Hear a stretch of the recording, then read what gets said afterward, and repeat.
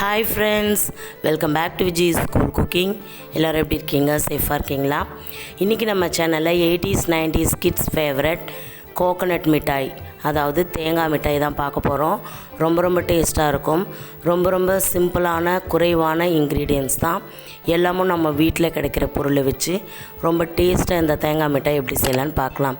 அதுக்கு முன்னாடி நீங்கள் 80s கிட்ஸ் 90s கிட்ஸாக இருந்தால் கமெண்ட்ஸில் டெக்ஸ்ட் பண்ணுங்கள். இப்போ வாங்க வீடியோக்குள்ளே போகலாம். நான் 1 கப்பு துருவின தேங்காய் எடுத்திருக்கேன்.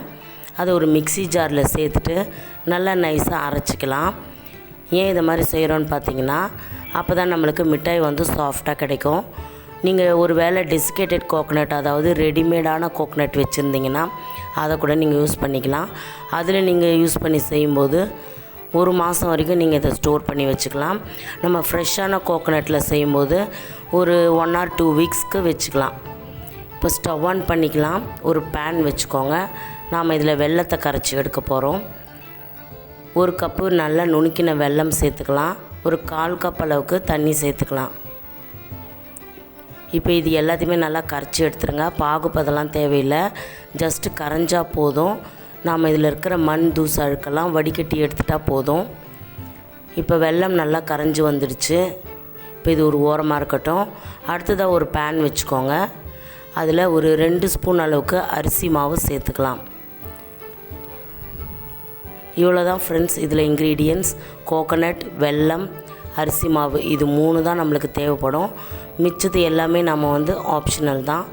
அரிசி மாவை நல்லா வாசனை வர வரைக்கும் வறுத்துட்டு ஒரு பிளேட்டில் தனியாக எடுத்து வச்சுருங்க.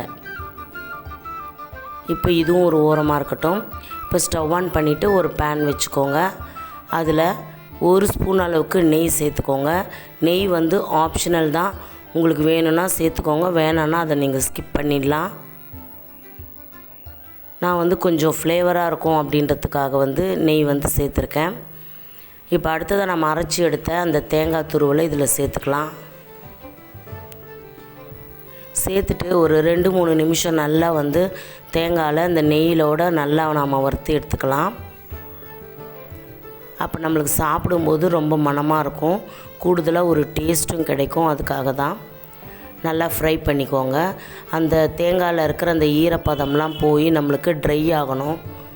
அந்த அளவுக்கு நீங்கள் வந்து சிம்மில் வச்சுட்டு ஒரு 2 நிமிஷம் நல்லா வறுத்து எடுத்துக்கோங்க. ஹை ஃப்ளேமில் வச்சிட்டிங்கன்னா கருகி போயிடும், அப்புறம் நல்லா இருக்காது. இப்போது ஓரளவுக்கு தேங்காய் இருக்கிற அந்த ஈரப்பதம்லாம் நல்லா வந்து செட் ஆகியிருக்கு, நல்லா ட்ரை ஆகிருக்கு. இப்போ இதில் நாம் ஆல்ரெடி கரைச்சி வச்சுருந்த வெல்லத்தை வடிகட்டி சேர்த்துக்கலாம். ஏன்னா அதில் அழுக்கு மண் தூசுலாம் இருக்கும். இது போல் ஃபில்டர் ஒன்று வச்சுட்டு நல்லா வடிகட்டிக்கோங்க. வடிகட்டியாச்சு. இப்போ நல்லா கரண்டி வச்சு நல்லா கலந்து கொடுத்துட்டு இது நல்லா திக்காகிற வரைக்கும் நாம் வந்து மிக்ஸ் பண்ணிகிட்டே இருக்கணும். மீடியம் ஃப்ளேமில் வச்சுக்கோங்க. ரொம்பலாம் வந்து ஹை ஃப்ளேமில் வைக்க தேவையில்லை. மீடியம் ஃப்ளேம்லேயே வச்சுட்டு நல்லா மிக்ஸ் பண்ணிங்கன்னா நல்லா ஒரு அல்வா பதத்துக்கு உருண்டு திரண்டு வரும். இப்போ இது கூட நாம் ஒரு பிஞ்ச் அளவுக்கு சால்ட், உப்பு சேர்த்துக்கலாம். கூடவே 1 ஸ்பூன் அளவுக்கு ஏலக்காய் தூள் சேர்த்துக்கலாம். வாசனையாக இருக்கும், அதுக்காக. இப்போ எல்லாத்தையுமே நல்லா மிக்ஸ் பண்ணிக்கோங்க. இது எல்லாம் நல்லா இப்போ வந்து கெட்டியாகி வரணும். இந்த வெள்ளை கரைசலோட இந்த துருவின தேங்காய் நல்லா வந்து மிங்கிளாகி நம்மளுக்கு நல்ல ஒரு திக்கான பதத்துக்கு வரணும்.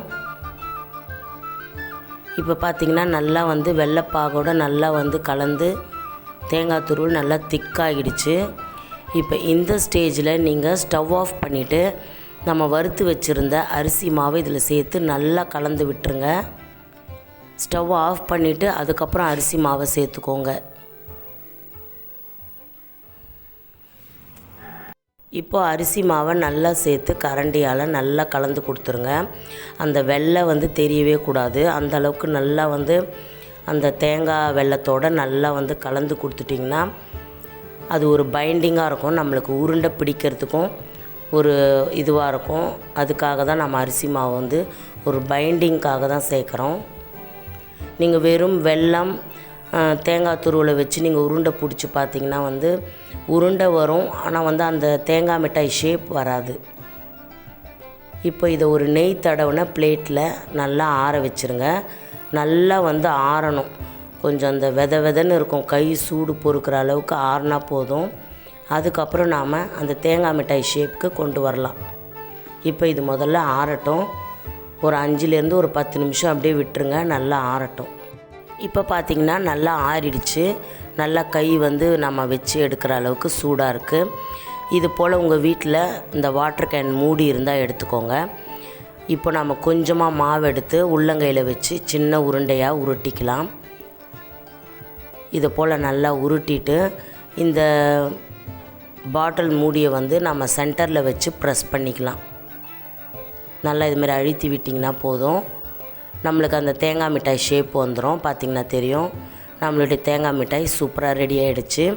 இதே போல் நீங்கள் எல்லாத்தையுமே செஞ்சு எடுத்துகிட்டு நல்லா ஆறுனதுக்கப்புறம் நீங்கள் சாப்பிட்டிங்கன்னா உங்களுக்கு சாஃப்டாக கிடைக்கும். இப்போ கொஞ்சம் இலகி தான் இருக்கும், நம்மளுக்கு கொஞ்சம் ஜூவியாக தான் இருக்கும். ஆற தான் வெல்லம் ஆற தான் நல்லா கெட்டியாகும். அதுக்கப்புறம் நம்மளுக்கு நல்லா சாஃப்டாகிடும். இது போல் நீங்கள் ஒரு ரவுண்ட் ஷேப்புக்கு கொண்டு வந்துட்டு இந்த மூடியை சென்டரில் வச்சு அழுத்தி எடுத்திங்கன்னா போதும். நீங்கள் இதை அப்படியே கூட ஒரு பிளேட்டில் பரப்பிட்டு கட் பண்ணிவிட்டு நீங்கள் ஸ்கொயர் ஷேப்பில் கூட சாப்பிட்லாம். உங்களுக்கு எப்படி வேணுமோ நீங்கள் அதை சாப்பிட்லாம். ஆனால் 90s 80ஸ்லலாம் பார்த்திங்கன்னா இப்படி தான் கொடுப்பாங்க. ஓகே ஃப்ரெண்ட்ஸ், நம்மளுடைய தேங்காய் மிட்டாய் சூப்பராக ரெடி ஆகிடுச்சு. உங்கள் வீட்டில் ட்ரை பண்ணி பாருங்கள். இந்த வீடியோ பிடிச்சிருந்தா இதுக்கு ஒரு லைக் பண்ணுங்கள், உங்கள் ஃப்ரெண்ட்ஸ் ரிலேட்டிவ்ஸ்க்கு ஷேர் பண்ணுங்கள். மறக்காமல் நம்ம சேனலை சப்ஸ்கிரைப் பண்ணி பெல் ஐக்கானும் ஆலில் செட் பண்ணிக்கோங்க. அப்போ தான் நான் போடுற அடுத்தடுத்த வீடியோ உங்களுக்கு உடனுக்குடன் நோட்டிஃபிகேஷனாக வரும். நீங்கள் பார்த்து என்ஜாய் பண்ணலாம். நெக்ஸ்ட் ஒரு இன்ட்ரெஸ்டிங்கான வீடியோவில் சந்திக்கிறேன். Until then, it's bye from Vijis.